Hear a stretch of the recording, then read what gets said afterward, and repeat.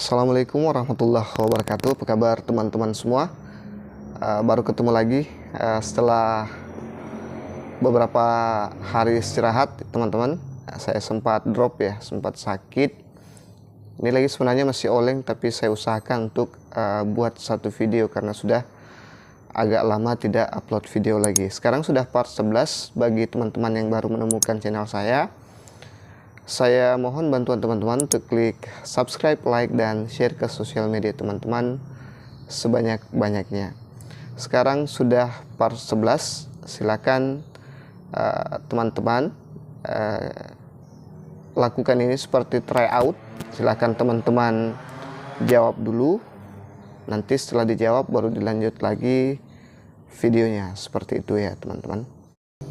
Ketika memberikan ulangan, Anda mencurigai beberapa siswa saling mencontek. Apa yang Anda lakukan? A. Memberikan nilai 0 kepada semua siswa yang Anda curigai. B. Memeriksa dengan teliti ulangan tersebut dan berbicara dengan siswa-siswa yang dicurigai. C. Mengabaikan situasi tersebut dan melanjutkan dengan pemberian ulangan. D. Memberikan kesempatan kedua kepada siswa-siswa yang dicurigai. E. Langsung menegur dan menasihati bahwa perbuatan itu adalah hal yang tidak terpuji. Nah teman-teman, silahkan dijawab dulu. Saya kasih waktu sekitar 5 detik. Kalau dirasa terlalu cepat, teman-teman bisa pause videonya terlebih dahulu. Nanti sudah dijawab baru dilanjut lagi. Baik teman-teman, kita lihat jawabannya. Jadi jawaban terbaik adalah opsi E. Langsung menegur dan menasihati bahwa perbuatan itu adalah hal yang tidak terpuji. Kalau opsi A, memberikan nilai 0 kepada semua siswa yang Anda curigai mencontek. Ini sangat adalah suatu kesalahan fatal ya. Ini baru dicurigai teman-teman. Jadi jangan langsung kasih nilai 0. Ini tidak mendidik sama sekali teman-teman. Langkah bagus kalau kita tegur langsung. Ingat, SCT itu selalu langkah pertama yang kita ambil ya, bukan langkah kesekian kalinya. Memeriksa dengan teliti ulangan tersebut dan berbicara dengan siswa-siswa yang dicurigai. Nah, kalau masalah mencontek itu adalah terkait dengan ketidakjujuran ya. Jadi sebaiknya langsung saja ditegur langsung supaya tidak berlanjut. Kita tidak melakukan pembiaran kepada siswa kita untuk mencontek. Mengabaikan situasi tersebut dan melanjutkan dengan pemberian ulangan. Nah, ini tidak boleh juga. Opsi D, memberikan kesempatan kedua kepada siswa-siswa yang dicurigai. Nah, ini bisa saja kalau kita sudah menegurnya dan tetap saja menyontek ya, baru kita kasih kesempatan kedua, baru juga kita kasih nilai 0 semua. Seperti itu teman-teman. Semoga ditangkap maksud saya. Kita lanjut ke soal berikutnya. Saat mengajar di kelas, seorang siswa bertanya tentang materi yang belum Anda bahas. Apa yang seharusnya Anda lakukan? A. Menyuruhnya untuk bertanya kepada siswa lain. B. Menjelaskan materi tersebut dengan cepat. C. Minta siswa tersebut untuk menunggu sampai materi tersebut dijelaskan. D. Menyarankan siswa tersebut untuk mencari jawaban sendiri di internet. E. Mengabaikan pertanyaan siswa tersebut dan tetap melanjutkan pelajaran.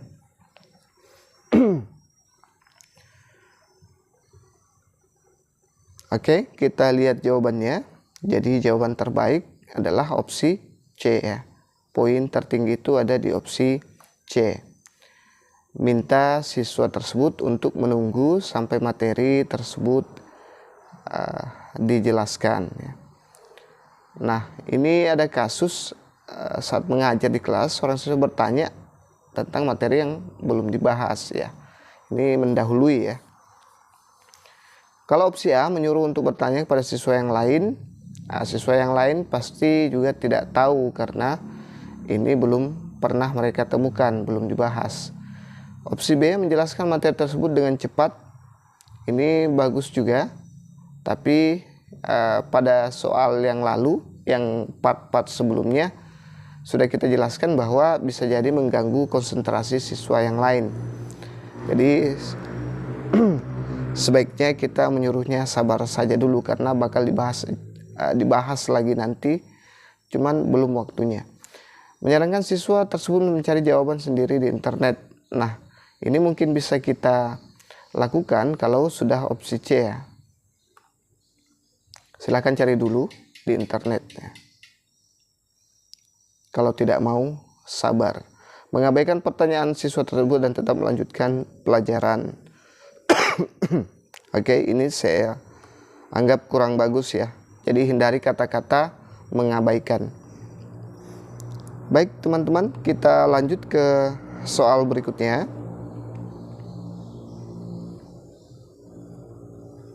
Saat ini kasus bullying atau perundungan terjadi di sekolah semakin banyak terjadi.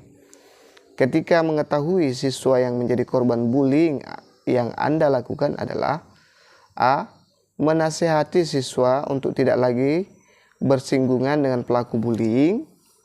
B. Bersimpati dan membesarkan hati siswa yang menjadi korban bullying. C. Mempertemukan pelaku dan korban bullying untuk menyelesaikan masalah, serta menjelaskan arti penting berteman dengan cara yang baik. D. Mendampingi siswa ketika harus berhubungan dengan pelaku bullying dan memberikan langkah-langkah preventif. E. Menghukum pelaku bullying dengan seberat-beratnya karena hal itu termasuk pelanggaran berat. Baik, saya yakin teman-teman sudah mengunci jawabannya. Kita lihat. Jawaban terbaik adalah mempertemukan pelaku dan korban bullying untuk menyelesaikan masalah serta menjelaskan arti penting berteman dengan cara yang baik. Kita lihat opsi yang lain. Opsi A, menasihati siswa untuk tidak lagi bersinggungan dengan pelaku bullying. Nah, ini kurang tepat penyelesaian masalahnya karena yang dinasihati hanya siswa yang korban lagi ya. Kemudian yang opsi B, bersimpati dan membesarkan hati siswa yang menjadi korban bullying. Nah, ini juga bagus, tapi lebih bagus opsi C ya. D, mendampingi siswa ketika harus berhubungan dengan pelaku bullying dan memberikan langkah-langkah preventif. Nah, ini tidak ada penyelesaian masalah terhadap pelaku bullying. E, menghukum pelaku bullying dengan seberat-beratnya karena hal itu termasuk pelanggaran berat. Nah, ini bisa dilakukan setelah opsi C sudah kita jalankan dan ternyata tidak berpengaruh atau tidak memberikan efek jera kepada pelaku bullying ini, teman-teman. Jadi opsi terbaik adalah opsi C. Jadi nanti kalau teman-teman ujian usahakan seperti itu ya. Usahakan teman-teman memilih opsi-opsi yang memiliki poin tertinggi agar tidak gagal di perankingan nanti, tidak kalah ya, karena di P2 dan P3 itu tidak ada sama sekali passing grade, tapi kita bersaing nilai, kita ranking ya. Selanjutnya, sebagai seorang ketua kelompok kerja guru, ketika membagi tugas kelompok, saya akan A. Membagi tugas dengan sama rata untuk semua teman. B. Memberikan kebebasan pada anggota untuk memilih bagian mana yang sanggup untuk dikerjakan. C. Mengerjakan tugas yang sulit terlebih dahulu bersama-sama, baru membagi kelompok sesuai dengan strategi saya sebagai ketua agar pekerjaan selesai.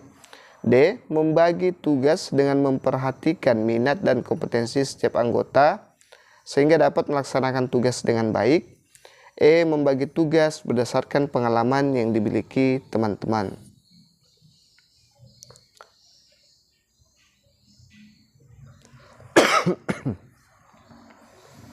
Baik teman-teman, kita lihat jawabannya. Jadi opsi terbaik adalah maaf, Membagi tugas dengan memperhatikan minat dan kompetensi setiap anggota sehingga dapat melaksanakan tugas dengan baik. Kita lihat opsi yang lain. Opsi A, membagi tugas dengan sama rata untuk semua teman. Bagus juga, tapi lebih bagus lebih tinggi poin di opsi C ya. Opsi D, maaf.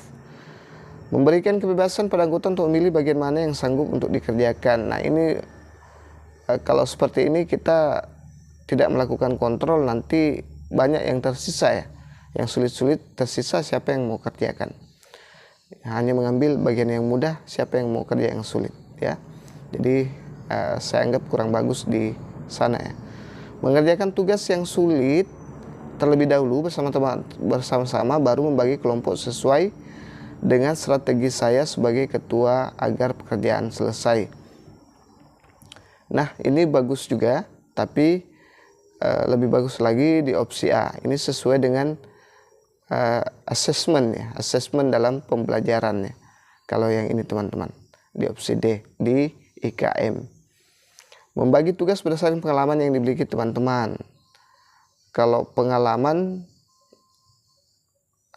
bagus juga, tapi tidak semua, kita tidak tahu, kita tidak yakin kalau semua teman-teman di sini itu punya pengalaman mengenai semua tugas yang ada di situ ya. Jadi sesuai ini yang menurut saya yang terbaik, berikan sesuai kompetensi setiap anggota agar tugas itu terlaksana atau selesai dengan baik. Kita lanjut ke soal berikutnya. Para siswa berasal dari berbagai latar belakang yang berbeda, mencakup budaya, nilai-nilai, tingkat ekonomi, maupun tingkat pendidikan orang tua. Terhadap berbagai perbedaan itu, sikap guru sebaiknya adalah A. Mengelompokkan siswa sesuai dengan kondisi serta latar belakang yang sama. B. Berpandangan bahwa segala perbedaan siswa merupakan fakta yang tidak dapat dihindari. C. Mengurangi perbedaan-perbedaan itu dan mengutamakan keseragaman. D. Peka terhadap perbedaan dan berperan menumbuhkan sikap saling menghargai antara siswa satu dengan lainnya. E. Menampilkan sikap yang wajar terhadap perbedaan-perbedaan pemikiran, sikap, dan perilaku anak didiknya ya. Nah, ini agak hots ya. Dari tadi soalnya agak hots, agak sulit menentukan pilihan terbaik. Kalau sudah ada bayangan seperti itu, saya yakin teman-teman nanti akan mudah pada saat ujian. Kita lihat jawaban terbaik. Jadi jawaban terbaik adalah opsi D.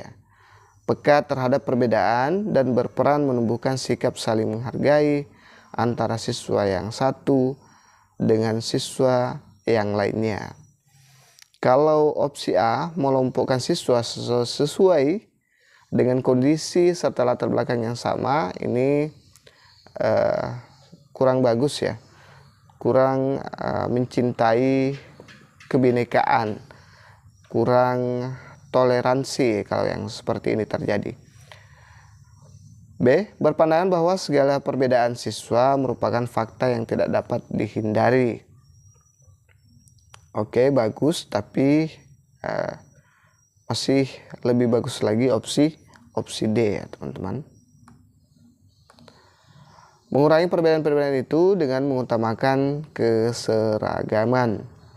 Nah, ini juga bagus. Sudah berpandangan,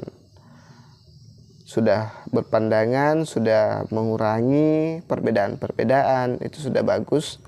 Tapi nilainya masih di bawah opsi D ya. Karena dia ini lebih komplit saya kira ya, opsi D. E. Menampilkan sikap yang wajar terhadap perbedaan-perbedaan pemikiran, sikap, dan perilaku anak didiknya. Menampilkan sikap yang wajar terhadap perbedaan-perbedaan. Nah, ini juga bagus. Dia sudah, artinya dia bisa memahami perbedaan-perbedaan yang ada di siswa tersebut. Itu dianggap hal yang wajar ya. Tapi tetap di opsi D. Opsi D lah yang memiliki poin tertinggi ya. Di sini dia sangat peka, sudah peka terhadap perbedaan. Kemudian dari kepekaan itu muncul peran untuk menumbuhkan sikap ya, saling menghargai antara siswa satu dengan yang lainnya. Yang lain itu hanya sekedar memahami saja ya, atau sekedar paham saja, seperti itu teman-teman. Kita lanjut ke soal berikutnya. Seringkali seorang guru harus menjalankan tugas yang tidak sesuai dengan latar belakang pendidikan dan keterampilannya. Apa tanggapan Anda bila menerima tugas seperti ini? A. Hanya akan bekerja bila sesuai dengan pendidikan dan keterampilan saya. B. Saya akan melaksanakan namun tidak menjamin hasil kerja saya. C. Saya akan melaksanakan setelah menyampaikan pada pimpinan bahwa sebenarnya itu di luar bidang ilmu dan keterampilan saya. D. Saya akan menjalankan sepenuhnya sekalipun harus menguatkan hati untuk melaksanakannya. E. Menjalankan tugas dan menganggap sebagai kesempatan untuk belajar pada bidang yang belum pernah saya geluti. Oke, yang mana kira-kira jawaban yang terbaik?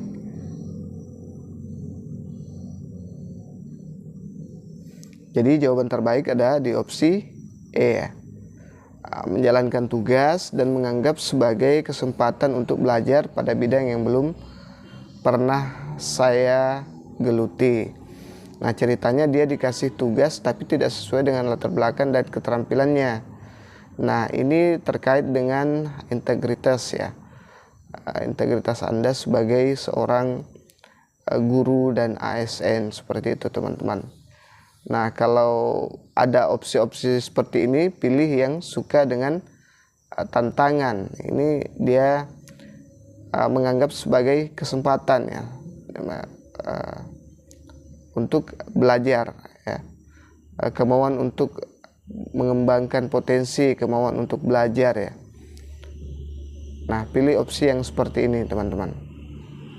Kalau opsi A, hanya akan bekerja bila sesuai dengan pendidikan dan keterampilan, ini dianggap kurang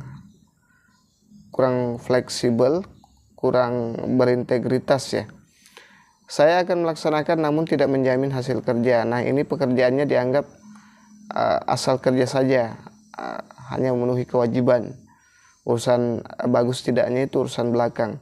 Saya akan melaksanakan setelah menyampaikan pada pimpinan bahwa sebenarnya itu di luar ilmu dan keterampilan saya. Ini menyiasati kalau kedepannya terjadi kesalahan ya. Meskipun bukan bidang kita harus maksimal ya kalau mengerjakan sesuatu. Yang D, saya akan menjalankan sepenuhnya sekalipun harus menguatkan hati untuk melaksanakannya. Nah, ini ada kesan terpaksa ya teman-teman. Jadi opsi terbaik adalah opsi E. Anda memiliki tetangga yang anaknya tidak didaftarkan ke sekolah meskipun sudah memasuki usia sekolah.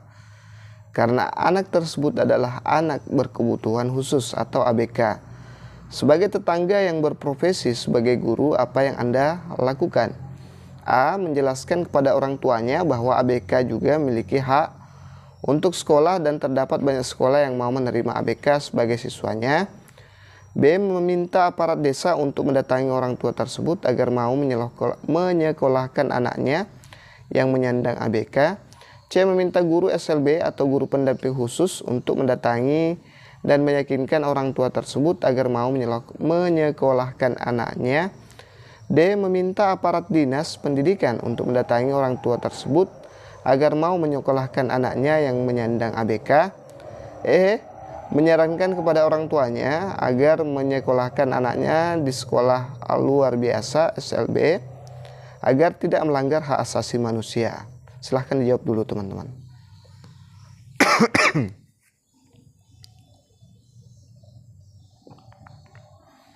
Baik, jawaban terbaik menurut saya ada di opsi A ya. Menjelaskan kepada orang tua bahwa ABK juga memiliki hak untuk sekolah dan terdapat banyak sekolah yang mau menerima ABK sebagai siswanya ya. Ini ada kasus tetangga kita bukan gurunya, tapi kita bertetangga. Dia punya anak yang berkebutuhan khusus tapi tidak disekolahkan ya. Nah, sebagai seorang guru, apa yang teman-teman kira-kira lakukan? Kalau opsi B, meminta aparat desa, ini mungkin solusi yang kemudian ya, setelah solusi A. Ingat, selalu langkah pertama yang kita kasih ya.